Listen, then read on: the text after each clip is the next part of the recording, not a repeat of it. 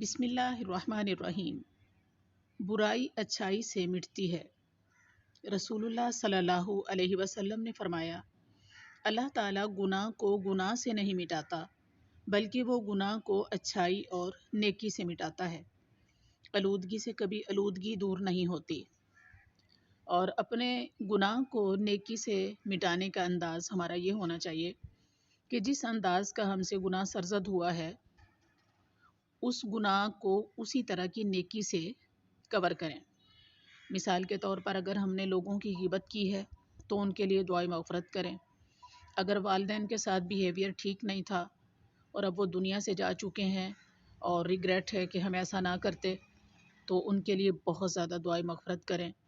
رب ارحمہما کما ربیانی صغیرہ، ان کے لیے وظائف کریں، سجدوں میں دعائیں کریں ان کے لیے۔ تو یہ انداز ہونا چاہیے۔ تو یہ انداز جب ہم اپنائیں گے تو انشاءاللہ رب کریم ہمارے گناہوں کو معاف کر دے گا۔